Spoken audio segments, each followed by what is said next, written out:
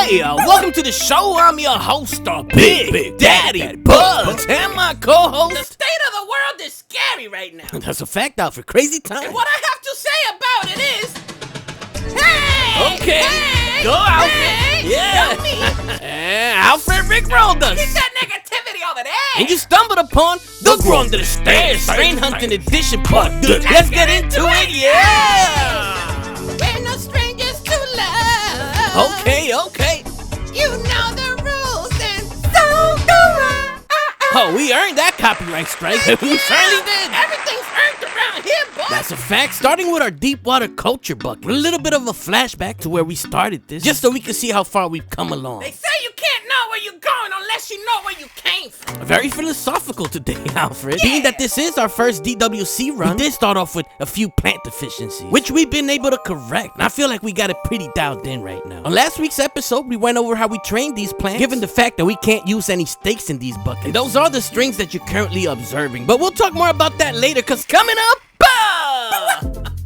in the comments, a lot of you guys seem very interested in the new products that our sponsors Mars Hydro sent to us. So in this episode, we're gonna go over how I intend to use the product. He's gonna put it up his butt. As well as the different features and sensors that this brought. Is that the noise you're gonna be making? If you're new here, apologize in advance. You're just gonna have to ignore him. You can't stop my shine, baby. We've also started harvesting our plants in the 5x10 tent. So we'll go ahead and showcase some of that, as well as show you what the new setup is looking like. As we chop down the plants, we keep introducing the new plants that we're gonna be flowering into the empty spaces of the tent. We call that perpetual growing. Facts. In between all that, we'll throw some cat footage just to lighten up the mood a little bit. But let's get right to it. Starting with some footage from last week's video where we unboxed the equipment. Our sponsors, Mars Hydro, sort of just sent us this and said, make a video about it. What? Don't tell me what to do. Right? That's exactly what I said. That's right. A man with integrity. And what they replied? They said, we'll pay you extra. But I know you stood on there. You turned it down, right? God damn it. Discount code Alfred, should you be interested in any of this in their website. I don't want to go to school. I don't want to go to school. What they sent me was the iHub and You iController. ain't got no shame. And a bunch of the sensors that they have available for this system. Bill Ward would never. Now we'll be going over all of those in just a second. But as stated on the intro, we have begun chopping down our plants. So let's go ahead and showcase one of those plants for you. For that, we'll be choosing the baby father to all of my genetics. Ladies and gentlemen, the orangecello from Prism Labs. Yeah!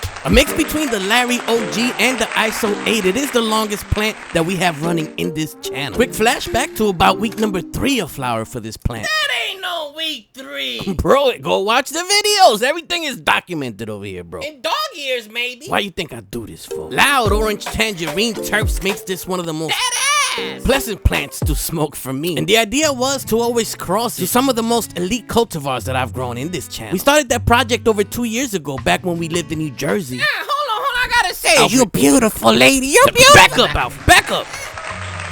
Anyway, we didn't finish that project because we got dumped and had to relocate to Alaska. Stupid bitch. However, with that same clone, we went ahead and continued this project over here, right in Anchorage. I thought I told you that. We won't stop. And around December of this very year, 2025, we officially had our first genetics available for public consumption. Oh yeah. Channel has history. Yeah, why not? 12 different crosses were made, of which 6 are still available for purchase. Nah, fam. What's wrong, Alfred? Why bro always trying so hard to flex? You mean Manny? Yeah. He was just showing you how he trims, bro. I don't know. He know what he doing. Once we chop down the plants over here, we do remove all of the fan leaves in order to hang our plants up to dry. By the way, hit the email up in the description of this video should you be interested in any of those genetics. $100, someone is still gonna ask in the comments. Oh, that's a given, Alfred. That's a given. If available, my preferred method of drying is intense, as I find it easier to manage the fluctuation in temperature and humidity in there. We'll go over more details about that in this very video and also on next week's video. But for now, moving on to the actual information that you're interested in. And that is, what the heck is an intelligent iControl system? The first thing I gotta note is that I was a little intimidated when I unboxed this, as there were so many parts and wires in these boxes. But once you figure out what's going on, it's actually not that hard. That's what she said. Shut up, Alfred. A bunch of the parts were just these splitters and the cables that connect to them, which just allows you to extend the sensors that this comes with as long as you want in order to put it wherever you want in the tent. The cables used for this are the ones used for telephone landlines. Alfred. Welcome. Back up.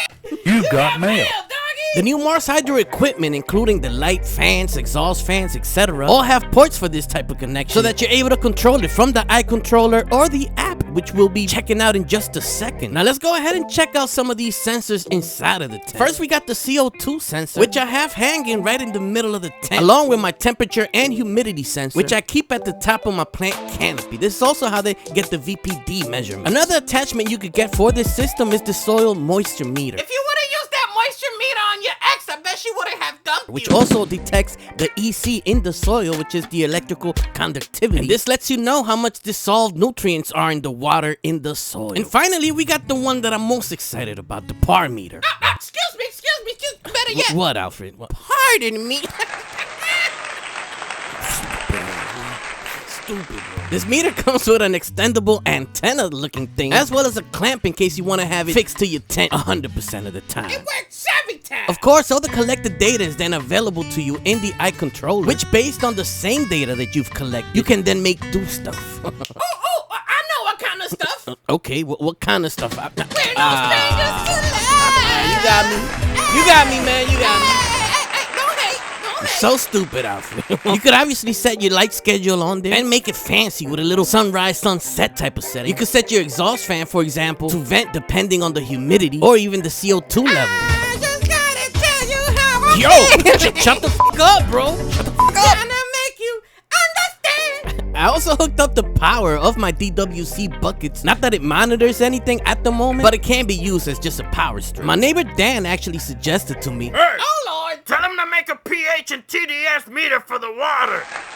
and Mars Hydro, if you're listening, They don't watch your videos, bro. that's a great idea, bro. That's a great idea, man. One thing I did want to note about the ihub is that if you notice, each one of the plugs has a green LED display, which is actually pretty bright when the lights are off. So if you're planning to keep this inside of your tent, do make sure to cover those up. The display on the iController itself is able to be turned off and even has an auto shut off timer that you can set. Of course, all the features and information that you can find on the iController can also be found on the app for this. That means that you can check up on your lights and adjust things remotely should you need to. You just saw how I was able to adjust the light intensity via the phone. Now let me show you the same situation with the exhaust fan.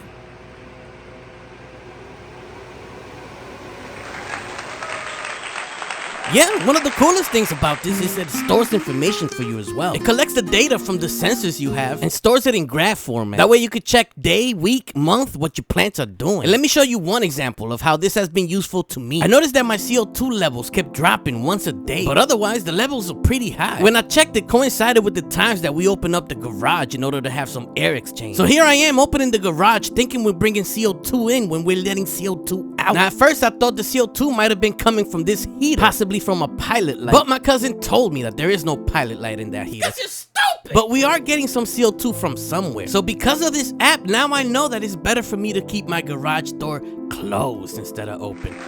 Yeah, back to the tent where we're gonna be drying these plants. 6 of them have been chopped down out of the 8 we originally started with. And as we've been chopping them down, we've been moving the DWC buckets to the 8x10 tent in order to start their flower cycle. I had been feeding half-strength nutrients to these plants. As the plants grew and consumed more food, however, I noticed that my pH was tanking pretty fast. So in last video, we told you we were upping the nutrient feed. And now I'm noticing my pH is going up a little bit. Now what does that mean? I don't know. Ask Inside Hydro. He's the man in that. What up, Corey? We'll just keep adjusting the pH down to around 5.8 now, about every other day, and man, the plants are just looking happier. This is the new setup now, and man, is everything just beautiful. Look at that, bro. If I didn't know any better, I'd say you know what you were doing. Oh, I appreciate that, Alfred. But I know better.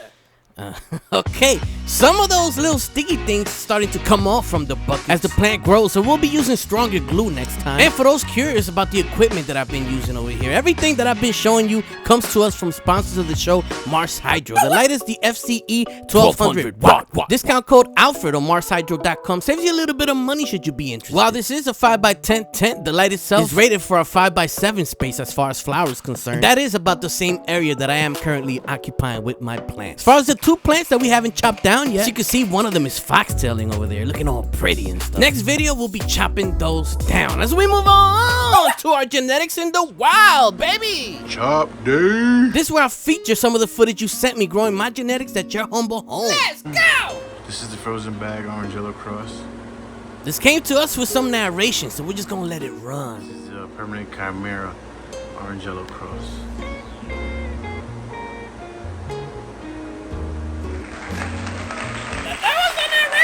Yeah, I thought it was more. I thought it was more. Now, I know a bunch of y'all have sent me footage growing my genetics. Apologize if I haven't gotten to them yet. If it's been a while, feel free to email me again and remind me. Between genetic sales, answering comments on YouTube, etc. Making these videos, harvesting plants. My mind just be all over the place sometimes. But I do appreciate all of you. Yeah, thank you, Patreon. Yes, and thank you to the Patreons who help economically support this channel. YouTube does not let me monetize this type of content, so genetic purchases, sponsors, and this is the way that we stay afloat. That said, if you ain't got no money, comment, like, sharing is also very helpful to this channel. Appreciate y'all. Hope you enjoyed yourself. Thanks for your time, and we see you guys later.